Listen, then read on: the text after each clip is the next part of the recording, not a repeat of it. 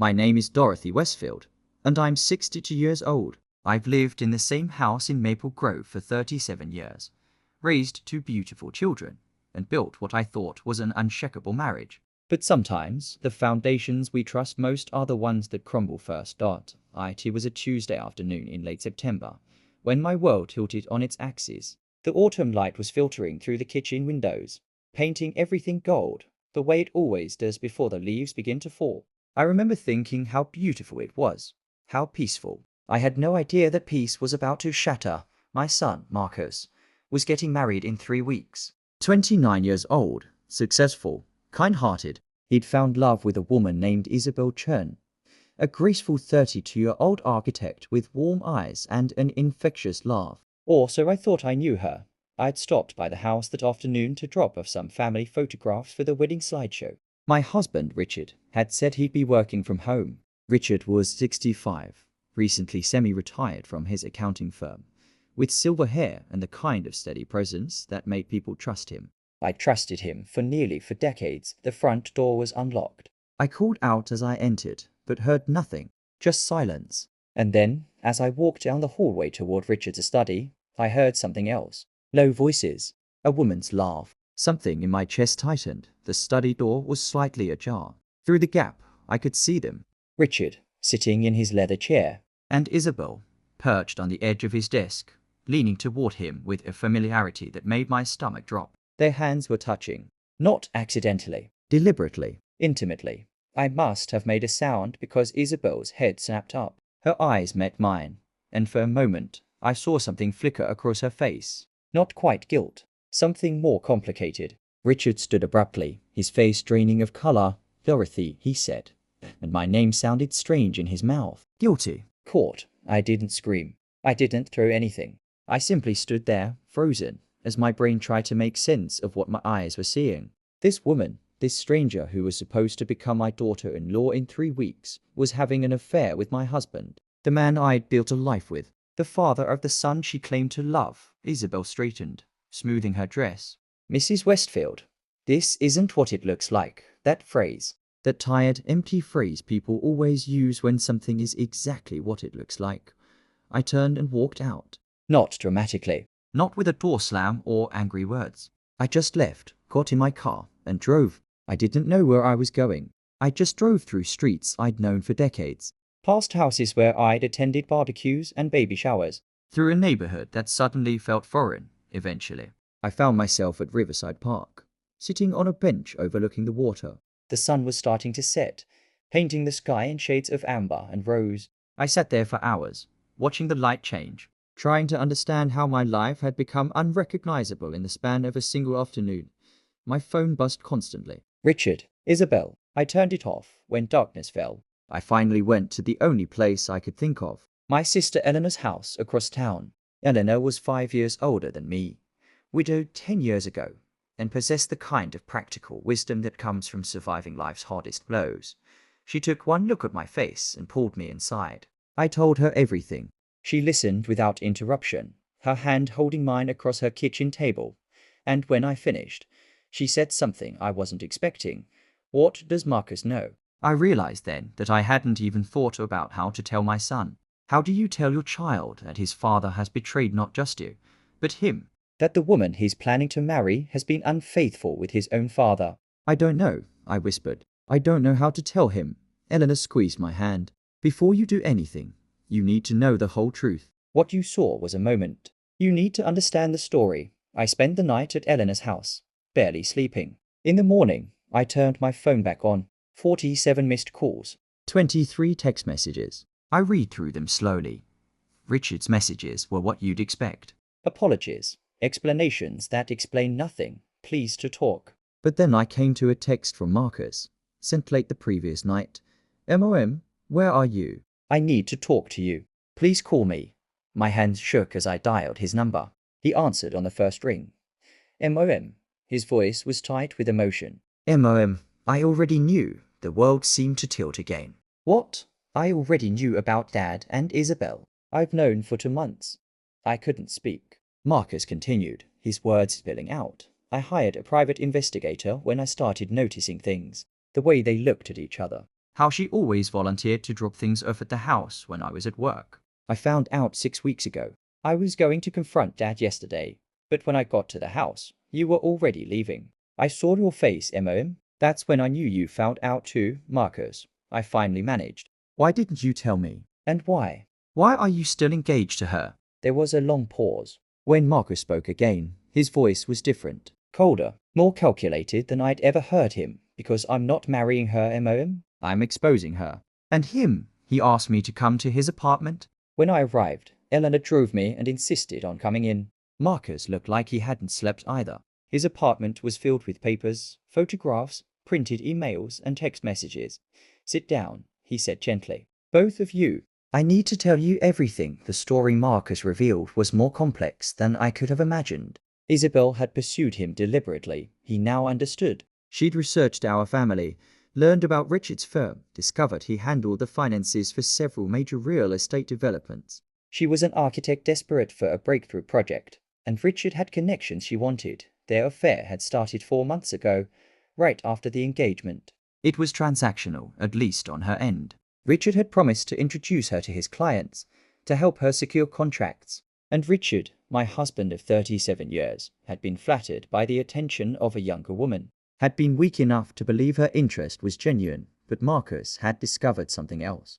Isabel had been playing both of them. She'd been feeding Richard inside information about building projects, which Richard had been using to make strategic investments. It was borderline illegal, certainly unethical, and could destroy Richard's reputation and possibly land him in legal trouble. I've been documenting everything, Marcus said quietly. Not to destroy Dad, but to protect us. To protect you, Mom. Because if this comes out the wrong way, it could take down everything you've both built. I looked at my son. This young man I'd raised to be honest and good, and saw someone I both recognized and didn't. He'd been carrying this burden alone, protecting me while his heart was breaking. What do you want to do? I asked. Marcus's jaw tightened. I want them to face consequences, real ones. But I also want to protect our family from public humiliation. And I want you to be able to walk away from Dad with everything you deserve. Over the next week, Eleanor, Marcus, and I worked together. We consulted with lawyers. We gathered documentation. We prepared. The confrontation happened in our living room on a Saturday morning. Richard, Isabel, Marcus, Eleanor, and myself. Also present was my attorney, Sarah Mitchell, a woman I'd known from our book club who specialized in family law. I'd rehearsed what I wanted to say 100 times. But when the moment came, the words felt different in my mouth. Heavier, more final. Richard, I began, my voice steadier than I expected. We've been married for 37 years. I loved you with everything I had. I trusted you completely. And you destroyed that for what? A midlife crisis? A woman young enough to be our daughter? Richard couldn't meet my eyes. Dorothy, I never meant don't, I interrupted. Don't insult me by saying you didn't mean to hurt me. You made choices. Deliberate, repeated choices. And you, Isabel. I turned to look at her. She had the grace to look uncomfortable, but not guilty enough. Not nearly guilty enough. You targeted my family, used my son, manipulated my husband. For what? Business connections, career advancement. Mrs. Westfield, Isabel started, but I held up my hand. I don't want to hear your voice. Not anymore. Sarah? My attorney stepped forward and laid out the terms. Richard would agree to an immediate divorce with a settlement heavily in my favor. He would remove himself from his firm to avoid potential legal scrutiny regarding his recent investments. Isabel would leave town, decline the contracts Richard had helped arrange, and sign a statement admitting to her role in the affair and the ethical breaches if they didn't agree. Marcus would release his documentation to Richard's firm, to the state licensing board, and to the media. Richard's reputation would be destroyed. Isabel would never work in architecture again, and both of them would potentially face legal consequences.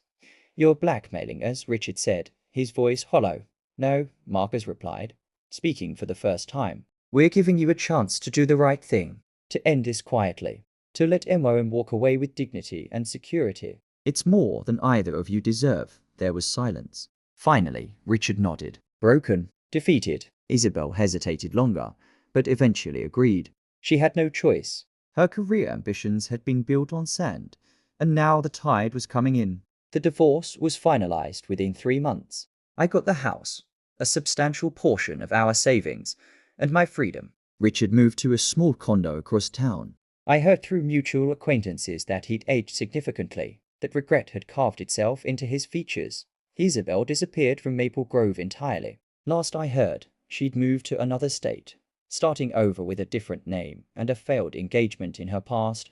Marcus took longer to heal. Trust, once broken, doesn't mend quickly. But I watched him slowly open himself up again, first to friends, then eventually to the possibility of love. He met a woman named Sarah at a community volunteer event 2 years later. She was kind, genuine, and patient with his guarded heart. Their relationship grew slowly, carefully, and when he proposed to her 3 years after the disaster with Isabel, I cried tears of joy. As for me, I discovered something unexpected in the aftermath. Freedom. For 37 years, I'd been Dorothy Westfield, wife of Richard, mother of 2, keeper of the home. Now I was simply Dorothy.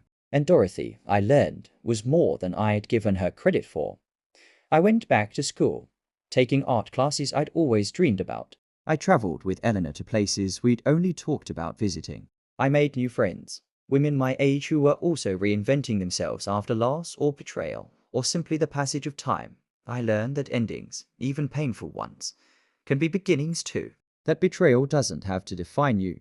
That 62 is not too old to start again. 5 years after that terrible September afternoon, I found myself at Marcus's wedding to Sarah. It was a small ceremony by the lake, intimate and genuine. As I watched my son exchange vows with a woman who truly loved him, I felt something unexpected. Gratitude. Not gratitude for the betrayal itself, but gratitude for what came after. For the strength I discovered in myself, for the depth of my son's character, for my sister's unwavering support, for the life I'd built from the rubble of the one that fell apart.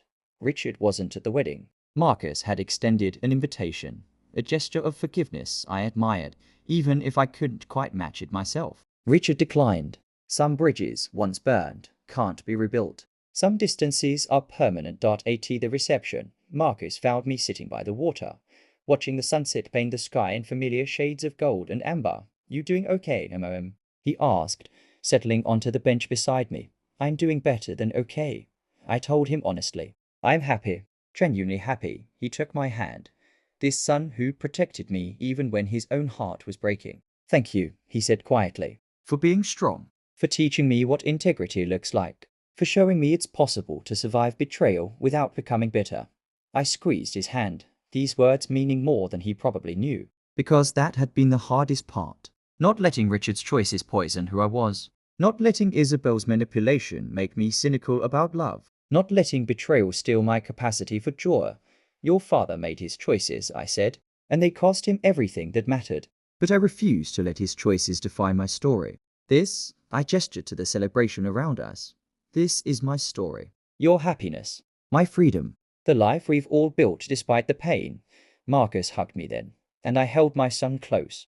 This good man who'd faced the worst of human nature and chosen to remain kind anyway. The sky darkened, stars emerging one by one.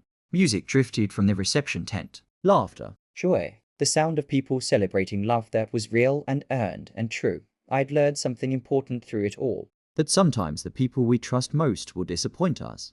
That sometimes the life we've built will crumble. But we are not the betrayals done to us. We are not the lies other people tell. We are how we rise, how we rebuild, how we choose, despite everything, to remain open to goodness. I'm Dorothy Westfield. I'm 67 now. I've been betrayed by the man I married and deceived by the woman my son almost married. My life didn't turn out the way I expected, but it turned out well anyway. Different, but well. And if I could go back to that September afternoon, to that moment when I saw Richard and Isabel together, what would I tell myself? I'd say, this pain is real, and it will be hard. But you are stronger than you know. And on the other side of this betrayal is a version of yourself you haven't met yet. A version who is freer, braver, more wholly herself than you've ever been. Hold on, Dorothy. The best chapters are still ahead.